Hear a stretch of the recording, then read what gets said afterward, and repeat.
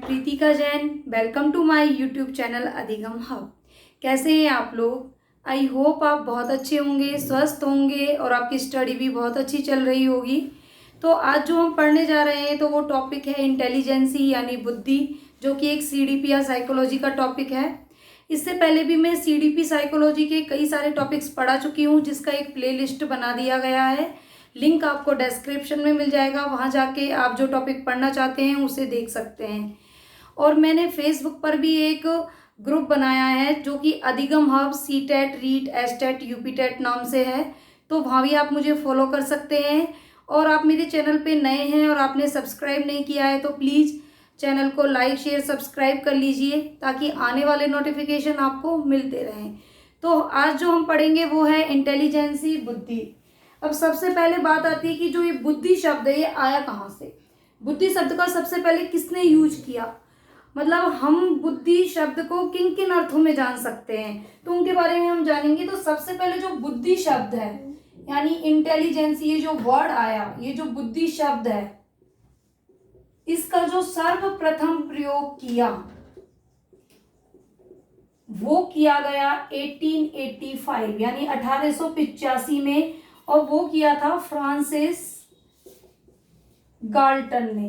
Francis Galton नाम के विद्वान थे जिन्होंने बुद्धि नाम के शब्द को सबसे पहले, बुद्धि शब्द का प्रयोग किया इन्होंने।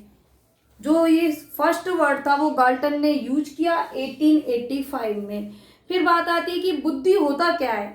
सबसे पहले तो जो बुद्धि है वो किससे संबंधित है, वो मस्तिष्क से संबंधित है। एक तरीके से जो बुद्धि है वो एक कॉन्सेप्ट है, संप्रत्यय है। अब बात आती है मस्तिष्क से संबंधित है, तो मस्तिष्क में हमारे क्या होती है, कई सारी मानसिक क्रियाएं होती हैं जो कि किससे रिलेट करेंगी, बुद्धि से। इसके साथ ही जो ये मस्तिष्क है, जो ये बुद्धि है, ये कैसा संप्रत्यय, तो ये एक एब्स्ट्रैक्ट संप्रत्यय है यानी एब्स्ट्रैक्ट कंसेप्ट है, यानी जिसे हम कहेंगे एक अमूर्त, ये एक अमूर्त संप्रत्यय है। अब चूंकि एक बच्चे का जन्म होता है तो क्या होता है, उसके साथ कुछ जन्मजात योग्यताएं भी आती हैं, तो हम कह सकते हैं मानसिक क्रियाएं प्लस में हो गई जन्मजात योग्यताएं।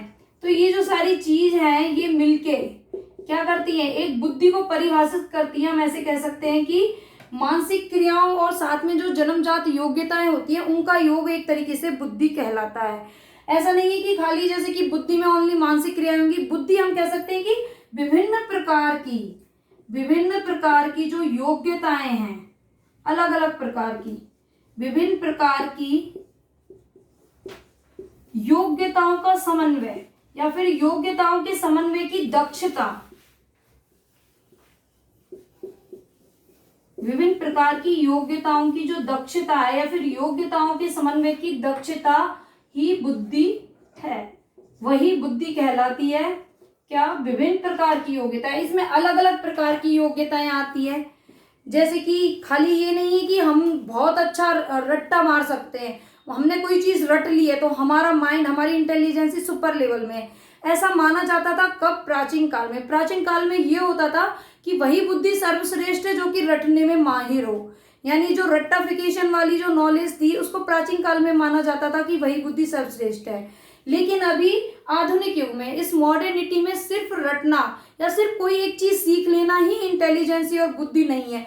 अलग अलग प्रकार की योग्यताएं, अलग अलग प्रकार की दक्षताएं आप में होनी चाहिए, तब जाके आप एक बुद्धि यानी तब जाके आप में एक इंटेलिजेंसी वाला कॉन्सेप्ट आता है।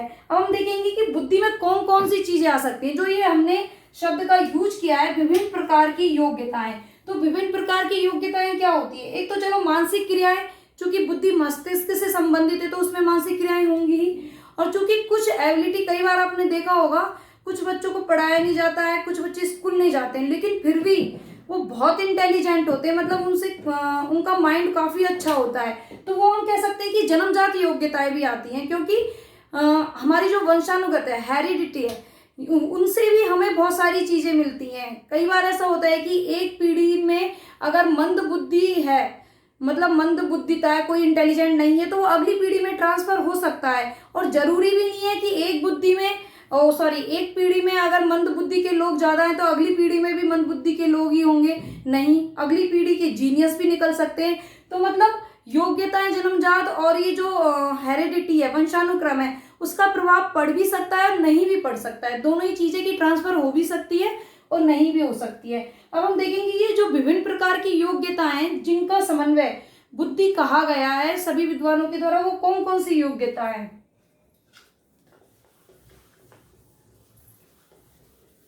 अब देखिए बुद्धि में जो विभिन्न प्रकार की योग्यताएं होंगी वो किस तरीके से होंगी। कह सकते हैं एक सीखने की योग्यता, जब हम किसी चीज को सीखेंगे, हमारी सीखने की एबिलिटी कितनी है, कितने अच्छे से हम किसी चीज को सीखते हैं, तो वो भी क्या हमारी इंटेलिजेंसी में आएगा। फिर बात आती है मूर्त और अमूर्त चिंतन, मूर्त व अमूर्त चिंतन की योग्यता।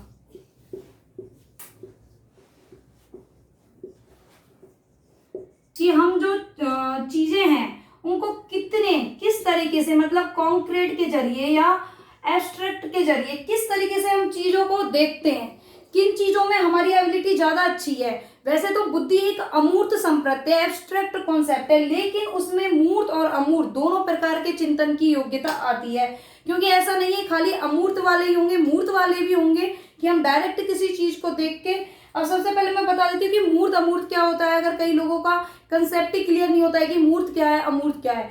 मूर्त यानी कॉन्क्रीट, यानी हम किसी चीज को डायरेक्ट देख रहे हैं, जो हमारे सामने प्रत्यक्ष है, यानी जो हमारी डेली रूटीन की एक्टिविटीज हो गई जिनमें हम देख रहे हैं, तो वो क्या हो गई मूर्त चिंतन। अमूर्त चिंतन क्या होता है कि हमारे सामने, हमारे डायरेक्ट कोई चीज नहीं है, मगर हम उस चीज को अपने दिमाग में, मस्तिष्क में, मन के अंदर सोच रहे हैं, मतलब वो हमारे सामने प्रेजेंट नहीं है, फिर भी हम उस चीज के बारे में सोचने की योग्यता रखते हैं, तो वो होता है अमूर्त चिंतन।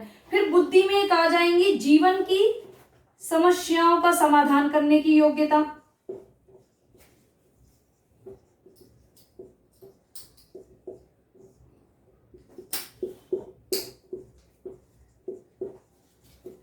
जो जीवन की समस्या है उनकी समाधान करने की योग्यता, ये भी बुद्धि के अंदर आएगी। क्योंकि खाली ये नहीं हो सकता ना कि भाई हमने चिंतन कर लिया, हम बहुत चीजें सीख सकते हैं, लेकिन हमारे लाइफ में प्रॉब्लम आ जाती है तो हम उसे फेस ही नहीं कर पा रहे हैं, हम उसको सॉल्व करने की हमारे पास एबिलिटी नहीं है, तो हमें कहाँ से इंटेलिजेंसी आई। तो इंटेलिजेंसी के लिए हमें ये भी होना चाहिए कि हमारी जीवन में कोई समस्या आ जाती है तो हम उसे कितने कितने अच्छे से उसको सॉल्व करने की हम योग्यता रखते हैं, तो वो भी इंटेलिजेंसी में आता है। मूर्त अमूर्त चिंतन की योग्यता हो गई, और साथ में सीखने की योग्यता हो गई,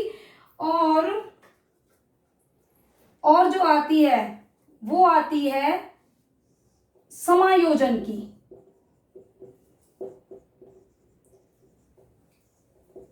समायोजन की योग्यता, यानी हम वातावरण में किस तरीके से, किस प्रकार से हम खुद को एडजस्ट करते हैं, समायोजित करते हैं, वो भी इंटेलिजेंसी होती है। यानी नवीन परिस्थितियां, हमारे सामने कोई नई सिचुएशंस आ गई हैं, उनके साथ हमको, वातावरण में हम उनके साथ खुद को किस तरीके से समायोजित करेंगे, वो भी क्या होगा हमारा एक इंटेलिजेंसी का पार्ट होगा। लाइफ में प्रॉब्लम आ गई, उनको कैसे सॉल्व करेंगे, वो भी इंटेलिजेंसी होगी। मूर्त अमूर्त चिंतन, कॉन्सेप्ट और कॉन्क्रीट और एब्स्ट्रैक्ट दोनों तरीके के सोचने की अगर हम योग्यता रखते हैं, किसी चीज को बेहतर तरीके से हम सीखने की योग्यता रखते हैं, लर्निंग एबिलिटी, तो ये जो अलग अलग प्रकार की योग्यताएं हैं, इन सब के समन्वय, ये जो योग्यताएं, इन सब के समन्वय की जो दक्षता हमें प्राप्त होगी, यानी जब हम इनमें एक तरीके से दक्ष हो लेंगे, ये जितनी भी योग्यता हैं, इन सारी योग्यताओं में जब हम दक्ष हो जाएंगे, तो इन सारी योग्यताओं की जब हम इनमें दक्षता पालेंगे, तो क्या होगा, तब जाके हमारा बुद्धि, तब जाके हमारे एक इंटेलिजेंसी प्रखर होती है, यानी तब जाके हम खुद को एक बुद्धिमती कह सकते हैं। क्योंकि एक इंटेलिजेंसी होने के लिए सारी योग्यताओं का होना बहुत जरूरी है। अब देखिए यही साथ में एक डेफिनेशन भी आ जाती है जो कि दी है फ्रीमैन ने। फ्रीमैन ने क्या कहा है, फ्रीमैन के नाम के एक विद्वान थे, उन्होंने कहा कि जो बुद्धि है वो सीखने की,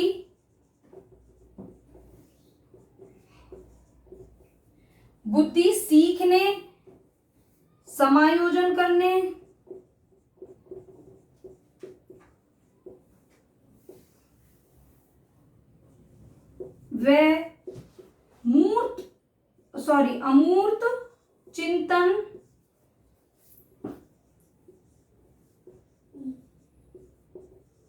अमूर्त चिंतन की योग्यता है। तो यहीं से एक डेफिनेशन हम याद कर सकते हैं जो कि दी है फ्रीमैन ने। फ्रीमैन ने कहा कि जो बुद्धि है वो सीखने, समायोजन करने और अमूर्त चिंतन की योग्यता है, ऐसा माना फ्रीमैन ने। तो ये जितनी भी मैंने आपको योग्यताएं बताई उनके बिहाफ में एक डेफिनेशन दी फ्रीमैन ने कि बुद्धि सीखने, समायोजन करने और अमूर्त चिंतन की योग्यता है।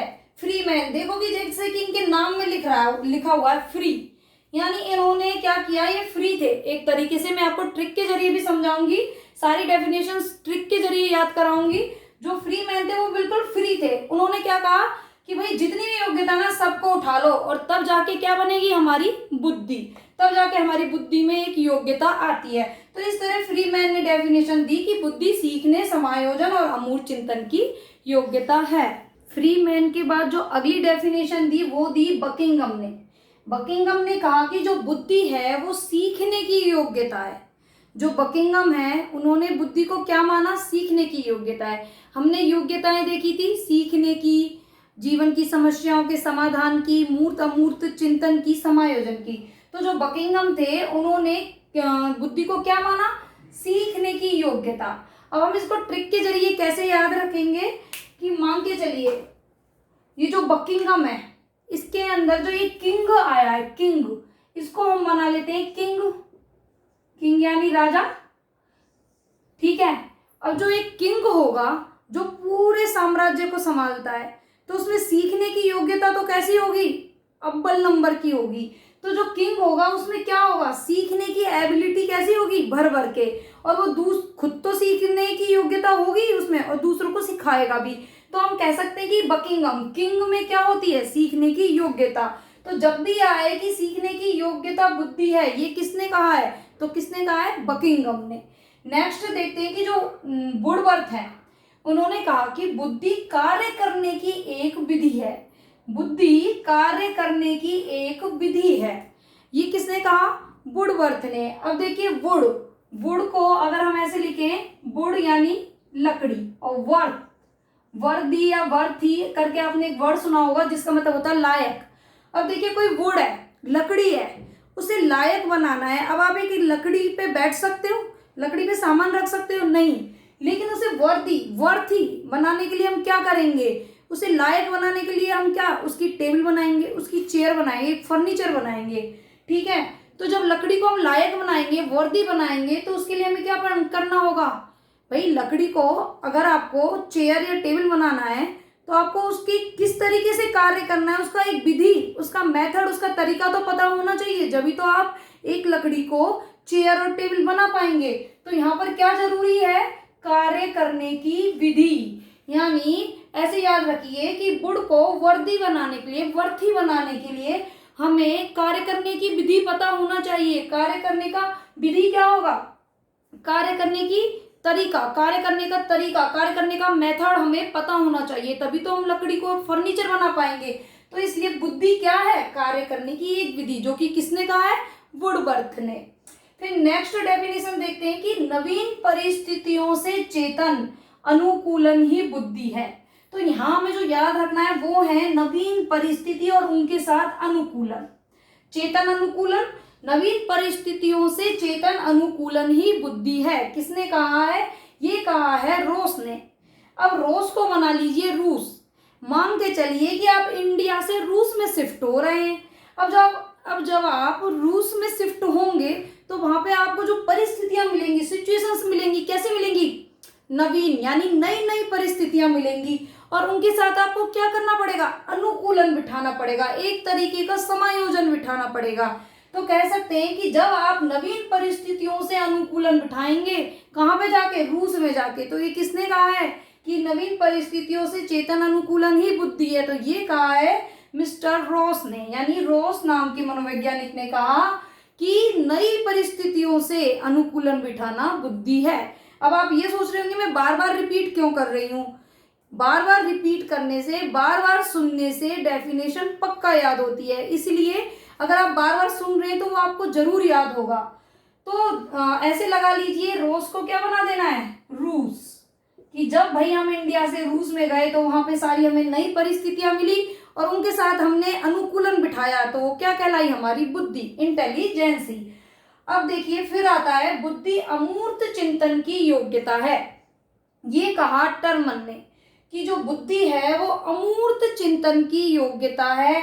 अमूर्त चिंतन क्या होता है, अमूर्त चिंतन कहाँ होगा, मैंने आपको बताया था मूर्त और अमूर्त। मूर्त हम किसी चीज को सामने देख रहे हैं, प्रत्यक्ष डायरेक्ट देख रहे हैं। अमूर्त जो कि हमारे सामने नहीं है लेकिन हम उसके बारे में चिंतन मनन कर रहे हैं, सोच रहे हैं, सूक्ष्म चीज जो होती है, सूक्ष्म सूक्ष्म सोचना, तो वो क्या होगा, अमूर्त। अब देखिए इधर वर्ड आया है, किसकी योग्यता कहा है, अमूर्त चिंतन की योग्यता। तो ये किसने कहा, टर्मन ने। अब टर्मन में क्या आया है, मन।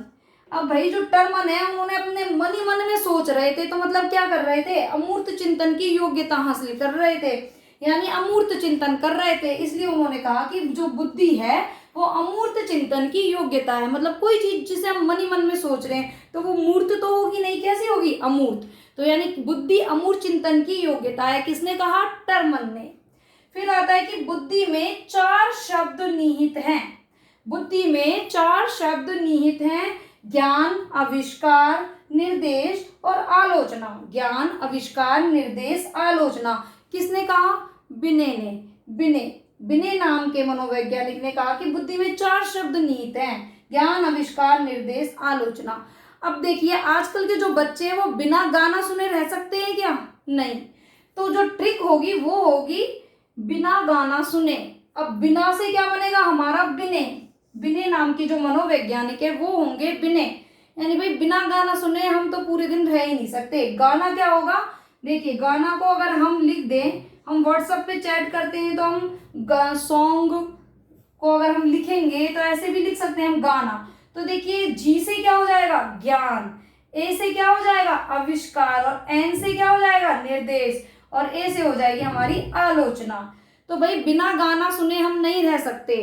तो ये क्या हुआ, बिना यानी बिने और गाना यानी ज्ञान, आविष्कार, निर्देश, आलोचना। तो बुद्धि क्या है, इन 4 शब्दों के अंदर है, ऐसा कहा है बिने ने।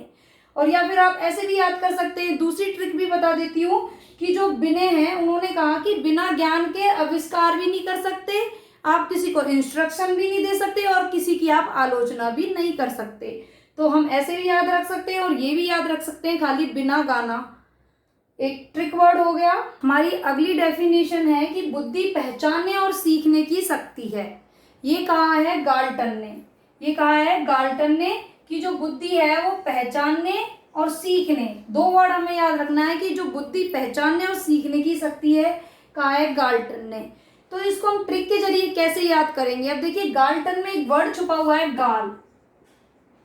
अब देखिए हम किसी बालक को, जो छोटे बच्चे होते हैं, हम उनको बोल रहे हैं कि बताओ ये क्या लिख रहा है, बताओ, बोलो, लेकिन वो नहीं बोल रहे हैं। फिर हम उनके गाल पे टनाटन अगर लगा दें, थोड़ा सा हल्का सा चांटा, तो वो पहचान भी लेते हैं और सीख भी लेते हैं जल्दी। वैसे तो हम टीचर हैं, टीचर होने के जरिए हमें बच्चों को डांटना मारना दोनों ही अलाउ नहीं है, लेकिन हम खाली एक ट्रिक याद कर रहे हैं कि बच्चे के गाल पे अगर एक थोड़ा सा टनाटन चांटा लगा दिया जाए तो बच्चा पहचान भी लेगा और फटाफट से सीख भी लेगा। तो क्या कह सकते हैं कि पहचानने और सीखने की शक्ति किसने कहा, गाल्टन ने। तो ये एक हमारी ट्रिक थी। फिर हम नेक्स्ट हम देखेंगे कि बुद्धि मस्तिष्क की विश्लेषणात्मक और संश्लेषणात्मक शक्ति है। ये किसने कहा है, ये कहा स्पीयरमैन ने। स्पीयरमैन ने कहा कि जो बुद्धि में मस्तिष्क की जो विश्लेषणात्मक और संश्लेषणात्मक यानी दोनों पावर जिसके अंदर, माइंड के अंदर हो, तो वो ही क्या है, वो ही इंटेलिजेंसी है, वो ही बुद्धि है, ऐसा कहा स्पीयरमैन ने।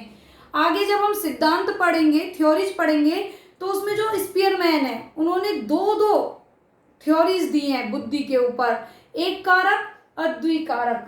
तो उनको भी हम आगे देखेंगे थ्योरीज में। अब देखिए स्पीयरमैन ने कहा कि जो व्यक्ति के मस्तिष्क में, जिस व्यक्ति के मस्तिष्क में विश्लेषणात्मक और संश्लेषणात्मक दोनों तरह की पावर हो, तो वो क्या होगी, इंटेलिजेंसी। अब देखिए स्पीयरमैन को अगर हम बना देते हैं, अब आपने बहुत सारे ये तो सुने ही होंगे, आयरन मैन, सुपरमैन और पता नहीं कितने मैन होते हैं, बैटमैन। तो इस तरीके से स्पीयरमैन को मान लीजिए भाई सुपरमैन।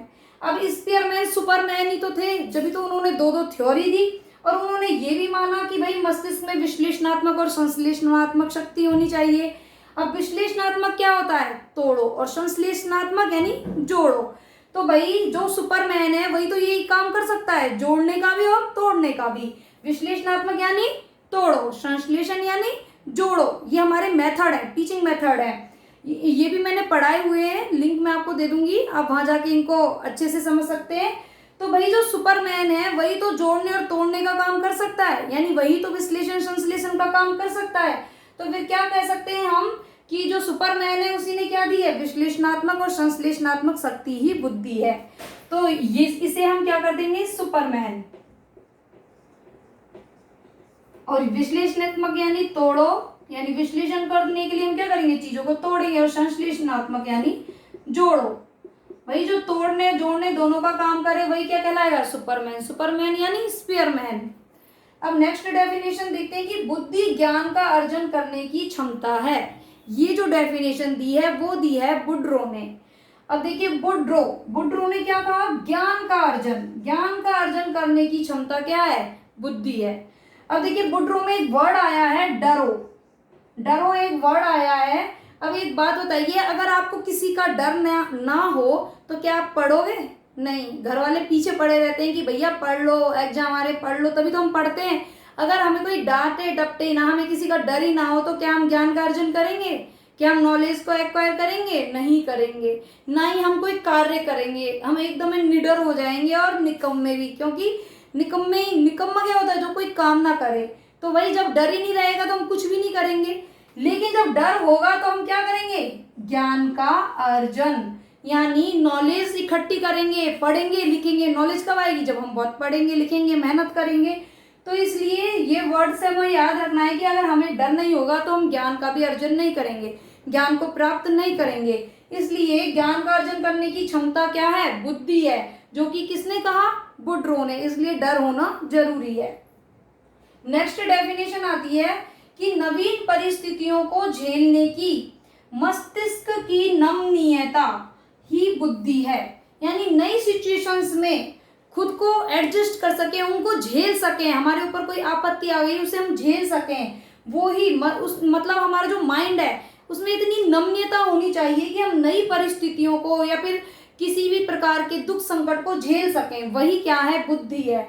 अब देखिए बात आती है नमनीयता क्या होती है, तो नमनीयता को हम कह सकते हैं फ्लेक्सिबल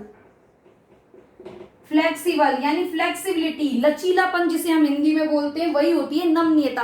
यानी माइंड हमारा इतना फ्लेक्सिबल होना चाहिए कि कोई भी न्यू सिचुएशंस आए तो उसे हम झेल सकें। ये किसने कहा, मन नाम के हमारे जो मनोवैज्ञानिक हैं उन्होंने कहा कि नवीन परिस्थितियों को झेलने की जो मस्तिष्क में नमनीयता का होना क्या है, बुद्धि है।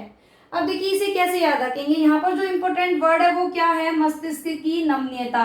अब नमनीयता को अगर हम, जो ये नम है इसको अगर हम उल्टा कर दें तो क्या बन जाएगा, मन। नम को अगर हम उल्टा कर दें तो बन जाएगा मन। और जब मस्तिष्क की नमनीयता की बात होगी तो ये डेफिनेशन किसने दी है, मन ने। तो इस तरीके से हम इसको याद कर सकते हैं कि मन का उल्टा नम। जब माइंड में नमनीयता होगी, फ्लेक्सिबिलिटी होगी तो वो बुद्धि होगी, और ये डेफिनेशन दी है मन ने। फिर आती है अगली डेफिनेशन की बुद्धि अच्छी तरह से निर्णय करने, समझने व तर्क करने की योग्यता है। यानी बुद्धि वो है जो कि अच्छे से निर्णय कर सके, समझ सके और तर्क कर सके। ये डेफिनेशन दी है बर्ट ने ये डेफिनेशन दी है। अब इसको हम याद कैसे करेंगे, देखिए BURT, ये बर्ड का अगर हम इंग्लिश में लिखेंगे तो ऐसे ही लिखेंगे BURT।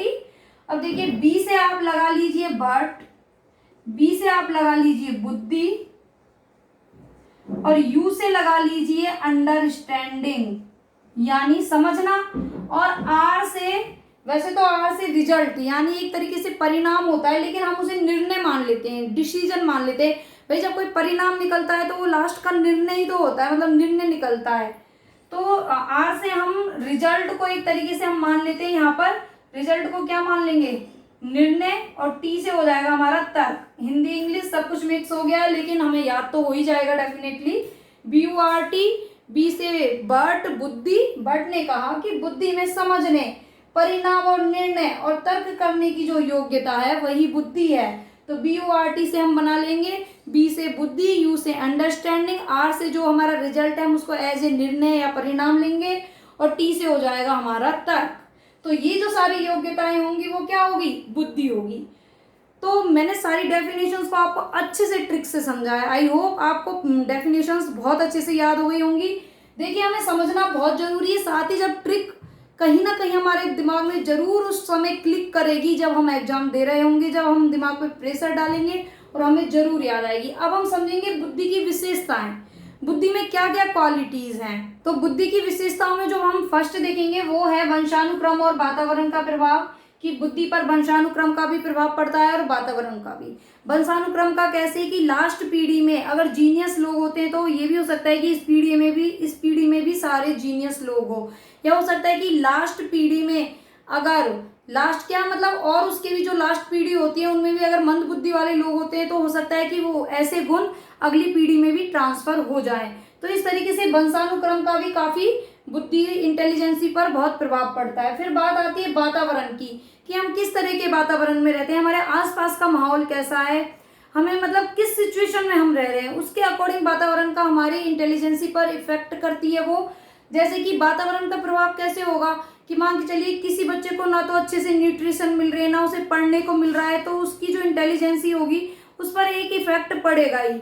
और एक ऐसा बच्चा है कि जिसे अच्छे से न्यूट्रिशन, पढ़ना लिखना, उसके लिए सारी सुख सुविधाएं हैं, तो एक तरीके से उसकी बुद्धि कह सकते हैं कि काफी अच्छी हो सकती है। और कई बार ऐसे भी होता है कि मतलब बच्चे को सुविधाएं नहीं मिलती हैं फिर भी उनकी इंटेलिजेंसी बहुत अच्छी होती है। तो यानी वातावरण का प्रभाव इंटेलिजेंसी पर पड़ता ही पड़ता है। फिर नेक्स्ट आता है कि कार्यों में अंतर करने की क्षमता, कार्यों में अंतर करने की क्षमता, ये भी बुद्धि के द्वारा ही होता है। ये बुद्धि की एक क्वालिटी है कि बुद्धि के जरिए हम अपनी इंटेलिजेंसी के जरिए ही ये पता लगा पाते हैं कि कौन सा कार्य हमारे लिए सही है, कौन सा कार्य हमारे लिए गलत है, कौन सा कार्य उचित होगा, कौन सा अनुचित होगा, किस कार्य से हमें ज्यादा प्रॉफिट होगा, किस कार्य से हमें लॉस हो सकता है। तो ये सब क्या हम अपनी इंटेलिजेंसी के जरिए ही इन चीजों में एक डिफरेंस कर पाते हैं। तो उसका क्या कहते हैं कि ये जो क्षमता होती है हम क्या हमारे अंदर, वो एक तरीके से क्या है, बुद्धि है। व्यक्ति की जन्मजात शक्ति, तो व्यक्ति की जो जन्मजात शक्तियां होती हैं वो भी एक बुद्धि की विशेषताएं होंगी। कैसे, कि कई बार क्या होता है कि जन्मजात बच्चे में जन्म से ही कुछ ऐसी क्वालिटीज आती हैं जो कि उसकी इंटेलिजेंसी पर हम एक इफेक्ट समझ सकते हैं। कि देखिए कुछ बच्चे होते हैं ना जो पैदा होते हैं तो कहते हैं कि बॉर्न टैलेंट होता है, मतलब भाई उनमें पहले से ही एक टैलेंट आता है कि 5 साल का बच्चा बहुत अच्छे से पियानो बजा रहा है, 5 साल के बच्चे को मतलब उसकी लर्निंग पावर बहुत अच्छी है एक बड़े आदमी की अपेक्षा। तो कुछ जन्मजात शक्तियां भी होती हैं। और ये भी हो सकता है कि कई बच्चों में जैसे कि उनका जन्म होता है तो मस्तिष्क में उनकी कुछ समस्याएं आती है, कुछ प्रॉब्लम आ जाती है, कुछ किसी प्रकार का आघात होता है, तो वो बच्चे इतने इंटेलिजेंट उनकी कह सकते हैं नहीं बन पाते, उनकी इंटेलिजेंसी पर वो चीज इफेक्ट करती है। कह सकते हैं कि वो उनकी जो इंटेलिजेंसी वो उतनी नहीं बढ़ पाती, इंक्रीज नहीं होती है, वो प्रखर नहीं बनती है। तो इस तरीके से जो जन्मजात चीजें हैं वो भी इंटेलिजेंसी को इफेक्ट करती हैं। फिर आता है अमूर्त चिंतन की योग्यताएं। बुद्धि में जिसे हम बुद्धि कह सकते हैं उसमें एक योग्यता होती है अमूर्त चिंतन की, जो मैंने अभी आपको पहले भी बताया कि जो बुद्धि है वो एक कैसा कॉन्सेप्ट है, एब्स्ट्रैक्ट कॉन्सेप्ट। ये मोस्ट इंपोर्टेंट है, इसे जरूर याद करना समझना कि बुद्धि एक अमूर्त संप्रत्यय, क्योंकि कैसे बुद्धि को क्या हम देख सकते हैं, नहीं, बुद्धि हमारे मस्तिष्क के अंदर है लेकिन उसके अंदर क्या चिंतन चलता रहता है, चिंतन मनन होता रहता है। तो एक अमूर्त चिंतन की योग्यता जो हम में होती है कि कोई चीज हमारे सामने है नहीं फिर भी हम उस चीज के बारे में सोच सकते हैं, उस चीज के बारे में थिंकिंग कर सकते हैं, किस वजह से, बुद्धि इंटेलिजेंसी की वजह से। अब जैसे कि ये जो बड़े बड़े विद्वान है जिन्होंने आविष्कार किए, क्या उन्हें ये पता था, कहीं उन्होंने पढ़ा था कि तुम इस चीज को इससे जोड़ोगे और इस तरीके से इस चीज का आविष्कार हो जाएगा, नहीं। वो सब क्या है, उनका एक एब्स्ट्रैक्ट दिमाग है, उनका सारी एब्स्ट्रैक्ट मेमोरी है जो उनको मतलब एक सूक्ष्म चिंतन करवाती है, जिस वजह से वो क्या है कि हाँ कुछ अच्छा कर पाते हैं, उस चीज के बारे में सोचते हैं, अमूर्त चिंतन करते हैं। तो वो एक जो योग्यता हो गई वो भी एक बुद्धि की क्वालिटी हो गई। फिर आता है कि बुद्धि है वो सीखने में सहायक। ये तो ऑब्वियसली बात है कि जो हमारी इंटेलिजेंसी है, जो हम सीखते हैं, वो सब हमारी एक तरीके से बुद्धि की योग्यता है। सीखने में ये सहायक होती ही होती है। अधिगम हम जो कर रहे हैं, आज मैं आपको पढ़ा रही हूँ तो मेरी भी कुछ इंटेलिजेंसी बुद्धि है और आप पढ़ रहे हैं, आप अच्छे से सीख रहे हैं, तो वहां सब क्या है, ये सीखने में सहायक क्या है, वो सब क्या किस चीज पे डिपेंड है, इंटेलिजेंसी पर, बुद्धि पर वो डिपेंड होती है। फिर आता है लिंग भेद का प्रभाव नहीं। बुद्धि में ऐसा नहीं है कि ये लड़का है तो भैया इसकी तो बुद्धि बहुत अच्छी होगी, ये लड़की है तो इसकी बुद्धि थोड़ी कम होगी, नहीं, इसका इंटेलिजेंसी पर लिंग भेद का कह सकते हैं जेंडर जो डिफरेंस है उसका बुद्धि पर, इंटेलिजेंसी पर कतई प्रभाव नहीं पड़ता है। जो जितना जिस हिसाब से अपनी योग्यता और दक्षता को दर्शाता है उस हिसाब से उसका इंटेलिजेंसी बन जाती है, यानी लिंग भेद का कोई डिफरेंस नहीं होता है। फिर आता है जटिल समस्याओं का समाधान। तो भाई इंटेलिजेंसी, हमारी इंटेलिजेंसी होती है जब भी कोई कठिन प्रॉब्लम आ गई, अचानक से कोई बहुत बड़ी प्रॉब्लम आ गई, मान के चलिए कहीं पर आग लग जाती है, तो अचानक से कुछ लोग तो क्या है कि वहीं इतने घबरा जाते हैं, उन्हें कुछ समय उनके बगल में पानी रखा है कि पानी डाल दें, लेकिन वो इतने हताश हो जाते हैं कि उन्हें नहीं, कि मतलब वो बस पागल हो जाते हैं उस सिचुएशन को देखते हैं, उनकी बुद्धि काम नहीं करती है। लेकिन इंटेलिजेंसी वहां पर है जब हम हमारे सामने कोई ऐसी समस्या आ गई है, तुरंत हमें उस समय क्या एक्शन लेना है, हमें उस कठिन प्रॉब्लम को, कॉम्प्लेक्स सिचुएशन को किस तरह इंटेलिजेंसी के जरिए अच्छे से सॉल्व करना है, वहां पर हमारी इंटेलिजेंसी देखी जाती है। अब फिर आता है नेक्स्ट, नवीन परिस्थितियों से सामंजस्यता, यानी नई सिचुएशन। अब देखिए जिंदगी में सिचुएशन बदलती रहती है, ऐसा नहीं है कि आज जितना अच्छा है उतना कल भी होगा, हो सकता है कल कम हो सकता है कल उससे भी ज्यादा हो। तो ये नई नई सिचुएशन में जो हम एडजस्ट कर लेते हैं ना खुद को, तो वो सब क्या किसकी वजह से होता है, इंटेलिजेंसी। अगर हमारा माइंड का लेवल, अगर हमारा मेंटल लेवल अच्छा ना हो तो क्या हमें ये नई नई सिचुएशन, कठिनाइयां आ जाती है हमारे सामने, क्या हम उनको फेस कर सकते हैं, लड़ सकते हैं, नहीं। सब कुछ किसकी वजह से होता है, बुद्धि। कह सकते हैं कि जो मोस्ट इम्पोर्टेंट चीज है एक मतलब एक व्यक्ति की संरचना में एक कंस्ट्रक्शन है बुद्धि का, पूरी जो संरचना है वो एक महत्वपूर्ण एलिमेंट है, उसी की वजह से पूरा व्यक्ति संचालित होता है, उसका मन, उसका व्यक्तित्व उसकी इंटेलिजेंसी पर निर्भर करता है। तो ये जो नई सिचुएशन है उनके साथ भी हम एडजस्ट तभी कर पाते हैं जब हमारी बुद्धि, हमारा मेंटल पावर बहुत अच्छा हो, उसे हमने अच्छे से संजो के रखा हो, अच्छे से हमें उसमें योग्यताएं हो, उसमें दक्षताएं हो, तो वो टोटल मिलके होती है बुद्धि। या फिर एक और विशेषता में हम दे सकते हैं कि अनुभव का लाभ उठाना, यानी किसी के एक्सपीरियंस को जानकर उसका हम अगर लाभ उठा पा रहे हैं तो वो भी हमारी एक बुद्धि की विशेषता होगी। क्योंकि कई बार क्या होता है कि सामने वाला एक्सपीरियंस सुना के चला गया, हमने कुछ नहीं सुना, कुछ नहीं समझा, लेकिन उससे हम प्रॉफिट कमा रहे हैं, उसको हम कह सकते हैं कि अपने लिए अच्छे से यूज कर रहे हैं, अनुभव का लाभ उठाना भी एक बुद्धि की विशेषता कहलाएगी। तो ये सारी जो है वो है बुद्धि की कैरेक्टरिस्टिक्स, इसकी बुद्धि की क्वालिटीज, इसे इन्हें हम कह सकते हैं। नेक्स्ट हम देखेंगे टाइप्स ऑफ इंटेलिजेंस, यानी बुद्धि के प्रकार। तो टाइप्स ऑफ इंटेलिजेंस यानी बुद्धि के जो प्रकार बताए वो बताए थॉर्नडाइक और गैरेट ने। थॉर्नडाइक और गैरेट के अनुसार बुद्धि के 3 प्रकार बताए, मूर्त बुद्धि, अमूर्त बुद्धि और सामाजिक बुद्धि। अब बात आती है मूर्त बुद्धि। मूर्त बुद्धि को गामक बुद्धि या यांत्रिक बुद्धि भी कहते हैं। गामक क्या होता है, तो गामक को इंग्लिश में हम बोलते हैं मोटर, यानी जो मोटर स्किल्स होते हैं, एक तरीके से हम कह सकते हैं गत्यात्मकता, यानी गामक को बोलेंगे हम मोटर। यांत्रिक होता है मैकेनिक, यानी मैकेनिकल जो चीजें हो गई। मूर्त बुद्धि क्या होती है, कॉन्क्रीट इंटेलिजेंसी। तो मूर्त बुद्धि, गामक बुद्धि या यांत्रिक बुद्धि किन्हें कहेंगे हम, यानी ऐसे कार्य या फिर कहें कि जिनका यंत्र, मशीन और भौतिक वस्तुओं में रुचि होती है, यानी जिस बुद्धि के द्वारा हमें यंत्र, मशीन और भौतिक वस्तुओं में जिनकी रुचि होती है, जिनके माध्यम से, यानी मूर्त बुद्धि के माध्यम से यंत्र, मशीन और भौतिक वस्तुओं का कार्य किया जाता है। अब भौतिक वस्तुएं क्या होती है, फिजिकल थिंग्स, गुड्स। अब देखिए फिजिकल क्यों, अब मूर्त बुद्धि में क्या होता है, जो हमारे सामने है, जो प्रत्यक्ष है, डायरेक्ट जिसे हम देख सकते हैं, वो उसे हम मूर्त कहते हैं। अब फिजिकल वस्तुएं वो होंगी जिनको हम टच कर सकते हैं, जिनको हम टच के थ्रू कार्य करेंगे, तो वो होगी क्या, मूर्त बुद्धि, यानी जिसके माध्यम से यंत्र और मशीनों के माध्यम से जो एक तरीके से चालक हो, वो मूर्त बुद्धि के द्वारा होता है। अच्छा, मूर्त बुद्धि में कैसे कैसे लोग आएंगे, जैसे कि कारीगर हो गए, मैकेनिक हो गए, इंजीनियर हो गए, औद्योगिक कार्यकर्ता हो गए और आर्किटेक्ट हो गए। एक सफल आर्किटेक्ट वो भी कैसा होगा, मूर्त बुद्धि उसमें होगी, तो ये सब क्या होता है, यंत्र, मशीन और भौतिक वस्तुओं से रिलेटेड जो होती है वो होती है मूर्त बुद्धि। सेकंड हम देखेंगे अमूर्त बुद्धि। अमूर्त बुद्धि में क्या होता है, यानी जिन लोगों को पुस्तकीय ज्ञान प्राप्त करना ज्यादा अच्छा लगता है, या फिर कह सकते हैं जिनमें ज्ञानार्जन यानी नॉलेज एक्वायर करने की ज्यादा अंदर से वो होती है इच्छाएं, और ऐसी बुद्धि इसके माध्यम से कार्य करती है। सूक्ष्म और अमूर्त प्रश्नों का जो चिंतन मनन का कार्य होता है वो किसके माध्यम से होता है, अमूर्त बुद्धि के माध्यम से। अमूर्त बुद्धि के माध्यम से ही हम सूक्ष्म यानी छोटे से छोटे पॉइंट, छोटे से छोटे क्वेश्चंस, एब्स्ट्रैक्ट क्वेश्चंस, कैसे क्वेश्चंस होते हैं जो कि डायरेक्ट, जिनका आंसर हमारे सामने नहीं है, जिनके बारे में हम सोच के अपने खुद के व्यूज बना सकते हैं, खुद के मतलब वो एक तरीके से हम चिंतन मनन कर सकते हैं कि भाई इस चीज का क्या आंसर हो सकता है। सबका अपना अपना एक डिफरेंट होगा एब्स्ट्रैक्ट क्वेश्चंस, तो उनका जो चिंतन मनन होता है छोटी से छोटी चीजों का जो सूक्ष्म, एक वर्ड आया है सूक्ष्म, तो ये जो सूक्ष्म जो चिंतन मनन होता है वो होता है अमूर्त बुद्धि, एब्स्ट्रैक्ट माइंड, एब्स्ट्रैक्ट इंटेलिजेंसी के द्वारा। और जो मूर्त बुद्धि होती है इसमें होता है स्थूल, मूर्त बुद्धि में होगा स्थूल और अमूर्त में होगा कैसा, सूक्ष्म, सूक्ष्म प्रश्नों का चिंतन मनन। और अमूर्त बुद्धि के अंदर जो जो लोग आते हैं वो है जैसे कि डॉक्टर हो गए, लेखक हो गए, शिक्षक हो गए, साहित्यकार हो गए, दार्शनिक हो गए, पेंटर हो गए, इन सब का जो बुद्धि होती है, इन सब का जो इंटेलिजेंस होता है वो कैसा होता है, अमूर्त, अमूर्त बुद्धि इनमें होती है।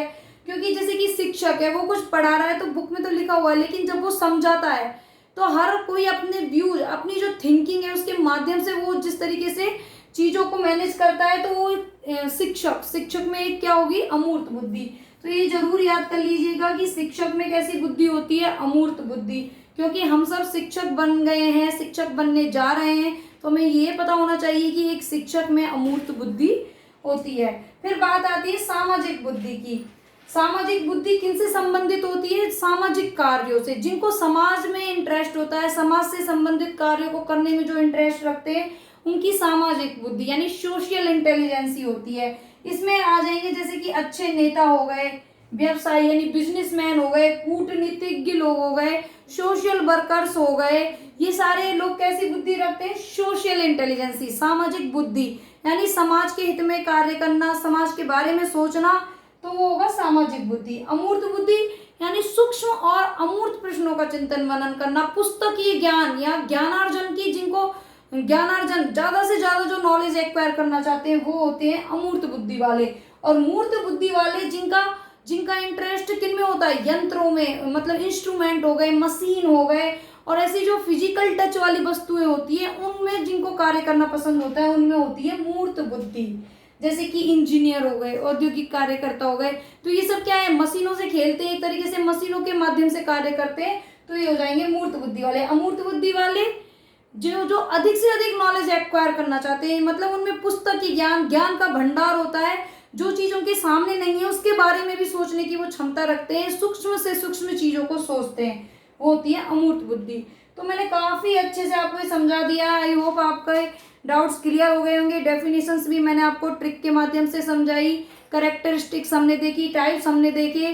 तो प्लीज ज्यादा से ज्यादा लाइक शेयर सब्सक्राइब कीजिए, लाइक तो जरूर कर दीजिए एटलीस्ट, और नोटिफिकेशन के लिए आप बेल आइकन को दबा के रखिए ताकि आने वाले नोटिफिकेशन मिल जाते हैं। जब भी कोई नया वीडियो आएगा, नया क्लास आएगा तो आपको पता चल जाएगा अगर आप बेल आइकन को प्रेस करके रखते हैं। और ज़्यादा से ज़्यादा लाइक शेयर सब्सक्राइब कीजिए, ये रिक्वेस्ट है मेरी आपसे। और फेसबुक के पेज पे भी मुझे फॉलो कीजिए। Thank you.